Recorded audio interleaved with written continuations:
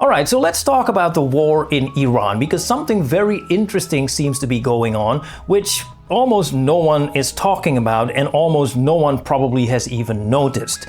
Now, to be honest, this was also pointed out to me by Brian Berletic, who talked about this, so shout out to him.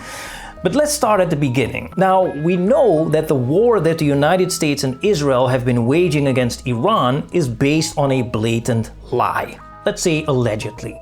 So the official story by the United States government, which has been perpetuated by Western mainstream media, is that according to the United States government, Iran has been developing nuclear weapons, right? Now, Israel and the United States don't allow that, so they felt they had to do something, so they attacked Iran. That is the official story.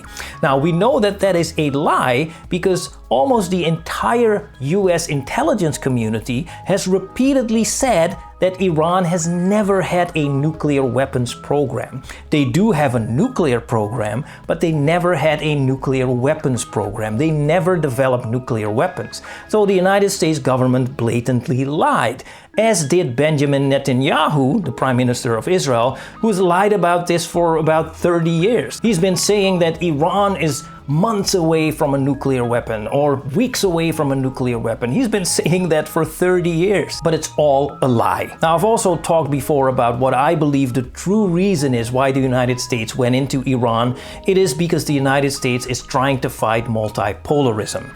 The United States kind of has a policy, officially or unofficially.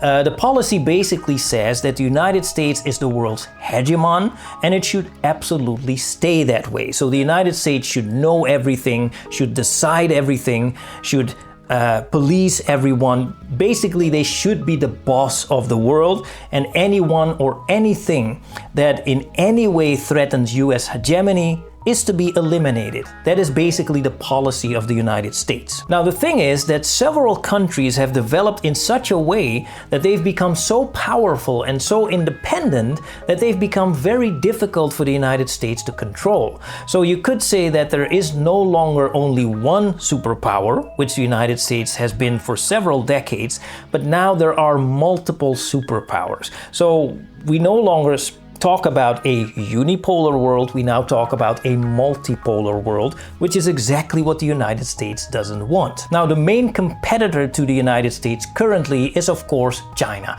So China has been so successful over the last few decades that not only have they become a true rival to the United States, they're even threatening to overtake the United States in many areas. So technologically, economically, maybe even militarily. So the United States has trying everything in its power to try to stop the rise of China. Now, one thing it seems the United States thinks it can do to slow down the rise of China is to stop oil transports to China. So China is still somewhat dependent on oil imports. It's been importing a lot of oil from the Middle East. And so the situation we're in right now is that the United States is now blocking the Strait of Hormuz to a large degree.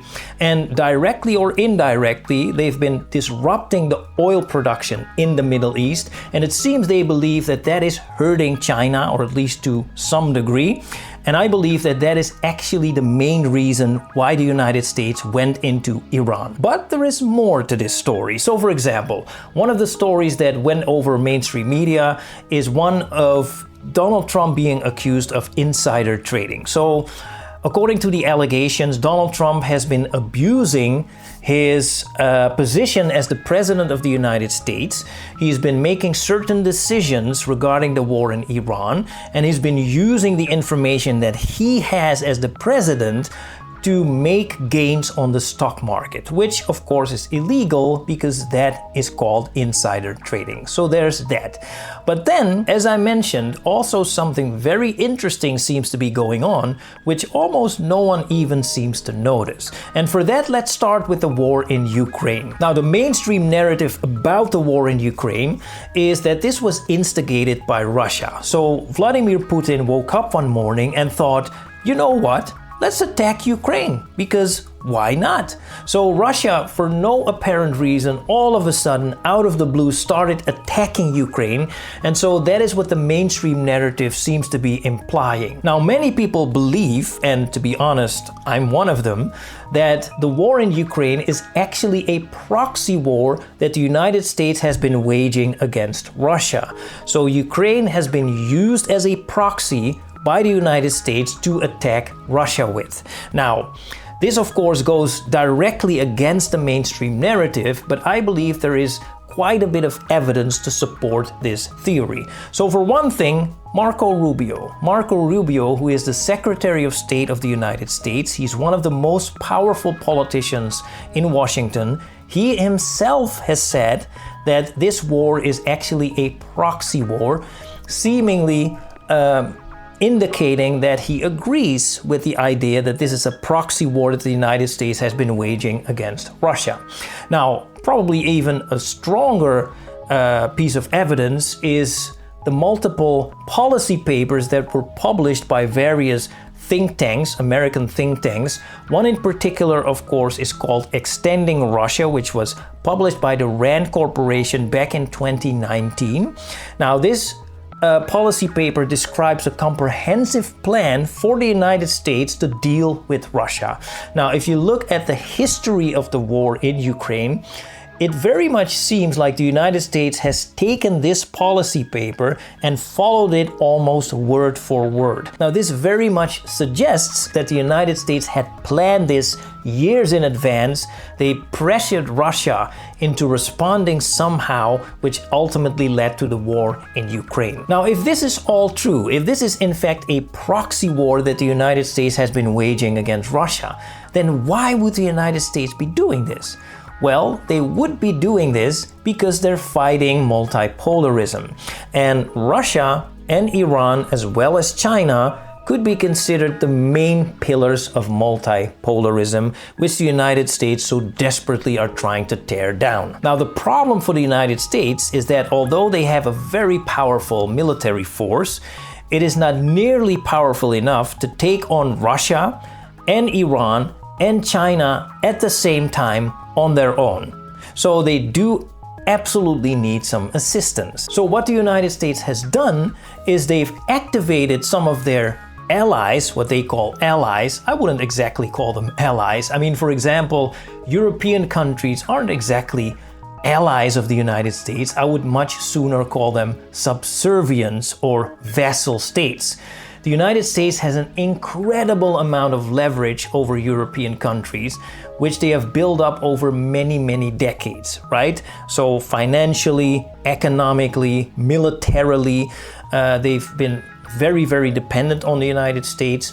Also, the information space is being controlled by the United States to a very large degree. So all the information coming through mainstream media to Europeans is very much US oriented, very much based on US points of view, US interests, and it's been very, very, very influential. I believe that many people don't understand how much influence that has over the European population, right?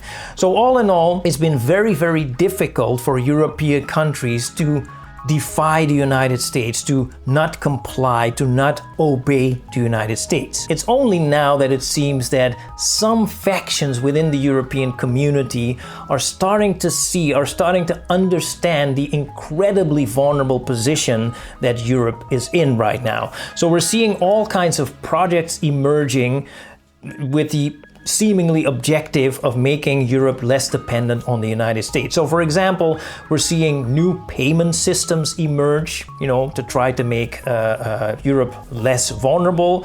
Also, many European governments are, for example, ditching Microsoft Office because many government employees, of course, are using Microsoft Office. They're storing a lot of data on Microsoft's servers. Now, the problem is that Microsoft, of course, is an American company which is subject to American law, which means that if the United States government wants to, they can have access to Microsoft servers, which of course would compromise all the information on those servers. And so many European governments are switching to open source alternatives to try to protect themselves. So all in all, they're trying all kinds of new projects to try to make Europe less dependent on the United States. But for now, unfortunately, Europe is still very much under US control. The United States has even convinced European political leaders, has even convinced probably the majority of European citizens that it would be a good idea to go along with this idiotic plan of attacking Russia and ultimately attacking the multipolar world, even though it's absolutely to the detriment of Europe itself. They've even convinced Europe to cut itself off of Russian energy, which has been the lifeline of the European economy, which is now being destroyed as we speak. And as soon as Europe cut itself off of Russian energy, Europeans were like, okay, so where are we going to get our energy from now? Well, what do you know? Europe immediately started buying LNG from the United States, which of course was going to be much more expensive than Russian energy, and gave the Americans even more leverage over Europe, because Europe is now also dependent on the United States for their energy. And a very interesting question I have is, did the United States already have enough LNG facilities in place to all of a sudden serve the entire European market?